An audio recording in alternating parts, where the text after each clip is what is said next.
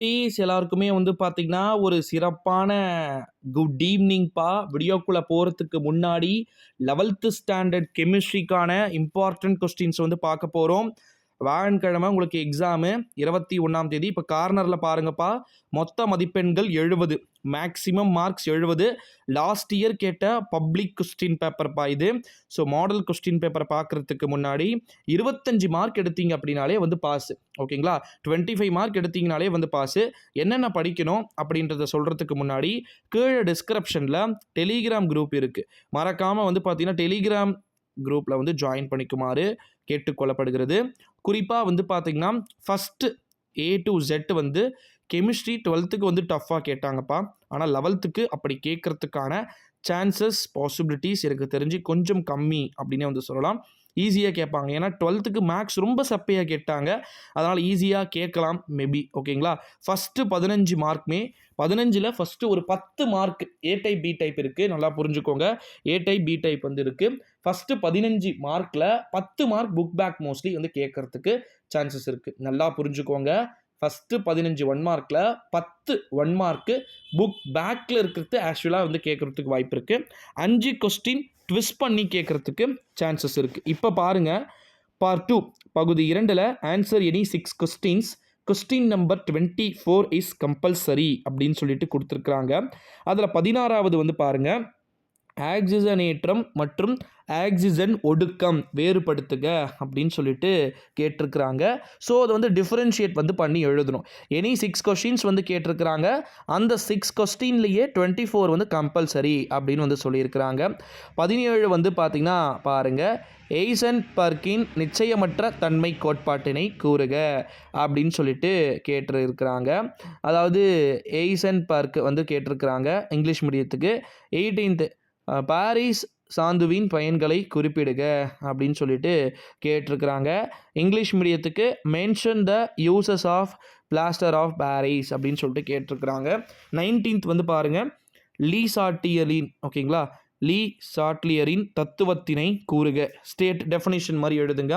20 சவ்வூடு பரவல் அழுத்தம் வரையறுக்க அப்படின்னு சொல்லிட்டு, அதாவது டெஃபினிஷன் வந்து கேட்டிருக்காங்க. ஆஸ்மோட்டிக் ப்ரெஷர் அப்படின்னு சொல்லிட்டு வந்து கேட்டிருக்கிறாங்க.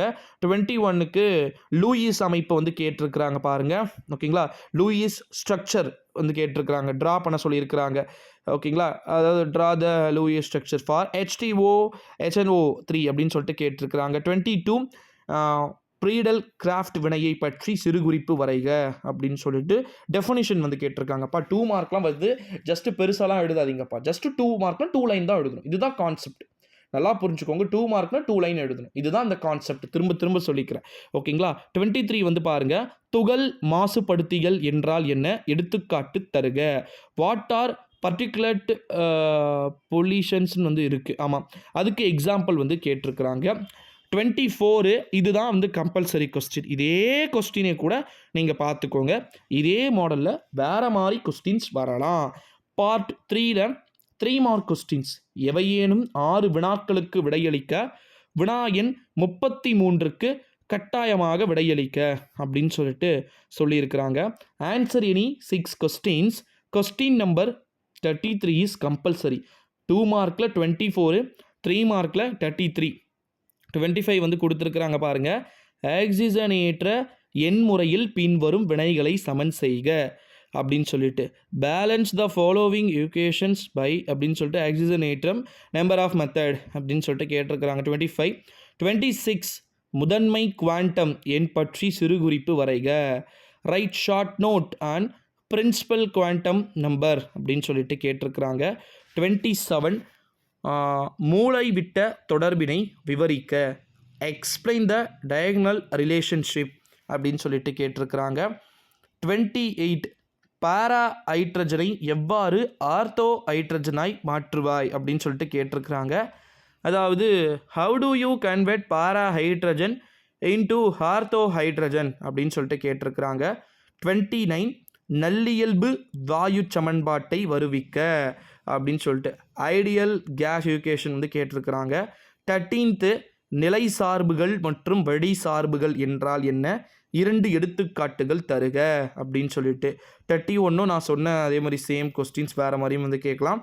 32 பாருங்கள், தூண்டல் விளைவை தகுந்த எடுத்துக்காட்டு தந்து விளக்குக அப்படின்னு சொல்லிட்டு கேட்டிருக்கிறாங்க. 33 வந்து பாருங்க, கீழ்கண்ட சேர்மங்களுக்கு அமைப்பு வாய்ப்பாட்டை எழுதுக அப்படின்னு சொல்லிட்டு வந்து கேட்டிருக்கிறாங்க. அதாவது என்னன்னா, write the structural formula for the following compounds அப்படின்னு சொல்லிட்டு வந்து கேட்டிருக்கிறாங்க. 3மே எழுதுனீங்கன்னா தான் 3 மார்க். ஓகேங்களா? இது முடிச்சுட்டு நம்ம லாஸ்ட் பகுதி 4 part 4 answer all the questions, அனைத்து வினாக்களுக்கும் விடையளிக்க. அதில் 34ல் 1 கொடுப்பாங்க, 35ல் பி 1 கொடுத்துருக்குறாங்க. 2 கொஸ்டினில் எதனா 1 எழுதணும்ப்பா. ஓகேங்களா? 2த்தில் எதனா 1 எழுதணும். இப்போது 34ல் தனிம பகுப்பாய்வு அப்படின்னு சொல்லிட்டு கேட்டிருக்கிறாங்க. இங்கிலீஷ் மீடியத்துக்கு a compound on analysis gave அப்படின்னு சொல்லிட்டு கேட்டிருக்கிறாங்கன்னு வச்சுக்கோங்க. இதே மாதிரி வேறு கொஸ்டின்ஸ் வந்து கேட்கலாம். அடுத்தது 34ல் பியில் 2 கொஸ்டின் கேட்டிருக்காங்க. பவுலி தவிர்க்கை தத்துவத்தினை கூறுக அப்படின்னு சொல்லிட்டு சொல்லியிருக்கிறாங்க. ஸ்டேட் பவுலி எக்ஸ்க்ளூஷன் பிரின்சிபல் அப்படின்னு வந்து கேட்டிருக்கிறாங்க. நவீன ஆவர்த்தன விதியை கூறுக.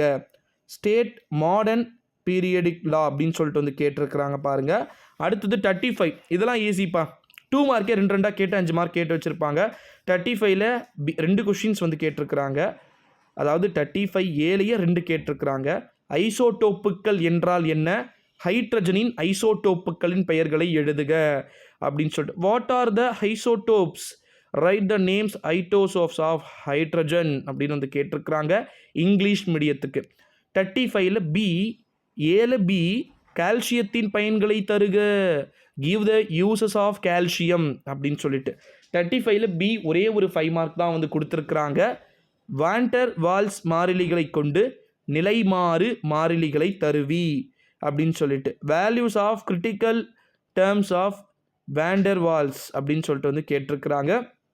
36ல் வெப்ப இயக்கவியலின் 2ஆம் விதியின் பல்வேறு கூற்றுக்களை எழுதுக. State the variable statements of second law அப்படின்னு சொல்லிட்டு வந்து கேட்டிருக்கிறாங்க. 36ல் பியில் 2 கொஸ்டின் வந்து கேட்டிருக்கிறாங்க. நிறைத்தாக்க விதியை கூறுக. State law of mass action. 36ல் பியில் பி ஹென்றி விதியின் வரம்புகள் யாவை அப்படின்னு சொல்லிட்டு. What are the limitations of Henry law. 37ல் 2 கொடுத்துருக்குறாங்க. மூலக்கூறு ஆர்பிட்டால் கொள்கையின் முக்கிய அம்சங்கள். திஸ் இஸ் இம்பார்ட்டண்ட் கொஸ்டின்ஸு, ரொம்ப ரொம்ப important. Explain the features of orbital theory வந்து கேட்டிருக்கிறாங்க. மூலக்கூறுடைய ஆர்பிட்டல் தியரி வந்து கேட்டிருக்கிறாங்க இங்கிலீஷ் மீடியம் தமிழ் மீடியத்துக்கு. 37ல் பியில் 2 பார்ட் வந்து கொடுத்துருக்குறாங்க. அதில் 35 பியில் 2 கொஸ்டின்ஸு. ஃபஸ்ட்டு கொஸ்டின்ஸ், கரிம சேர்மங்களின் பொது பண்புகள் ஏதேனும் 3 எழுதுக அப்படின்னு சொல்லிட்டு. அதுக்கு இங்கிலீஷ் மீடியத்துக்கு give any 3 characters of organic compounds அப்படின்னு சொல்லிட்டு கேட்டிருக்கிறாங்க. அடுத்தது 37ல் பியில் 4 வந்து கொடுத்துருக்குறாங்க. அதாவது என்னென்னா சிட்டால்டிஐடு, ஆக்சாலிக் அமிலம், டைமெத்தில் ஹீதர், மெத்தில் ஹமீன் அப்படின்னு சொல்லிட்டு கேட்டிருக்கிறாங்க. ஓகேங்களா? அடுத்ததாக வந்து பார்த்திங்கன்னா 37ல் பி முடிச்சிட்டோம். லாஸ்ட்டு கொஸ்டின்ப்பா 38ல் ஏ பாருங்க. ஃபென்சின் அமைப்பை பற்றி விவரிக்க. எக்ஸ்பிளைன் த ஸ்ட்ரக்சர் ஆஃப் ஃபென்சின் அப்படின்னு சொல்லிட்டு கேட்டிருக்கிறாங்க. 5 மார்க்கு. அது எனக்கு எழுத தெரியல அப்படின்னா அடுத்தது பி பாருங்கள். பியில் 2 கொஸ்டின்ஸ் வந்து கேட்டிருக்கிறாங்க. அதில் டெஃபனிஷன் வந்து கேட்டிருக்கிறாங்க. ஒரு எக்வேஷன் வந்து கொடுத்துட்டு அதை எப்படி தயாரிப்புன்னு வந்து கேட்டிருக்கிறாங்க. அதுக்கு 3 எழுதுனா 3 மார்க்கு. அடுத்தது 38ல் பியில் பி தூர்ந்து போதல் என்றால் என்ன அப்படின்னு சொல்லிட்டு வந்து கேட்டிருக்கிறாங்க. ஸோ கிட்டத்தட்ட 10 டீட்டெயில் இருக்குது. இந்த 10 டீட்டெயிலில் 5 டீட்டெயில் எழுதணும் செல்லக்குட்டீஸ்.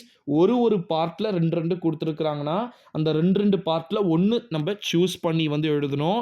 இதுக்கு நீங்கள் இப்போ டீட்டெயிலுக்கு எவ்வளோ மார்க்கு பாருங்கள். கார்னரில் 25 மார்க்கு.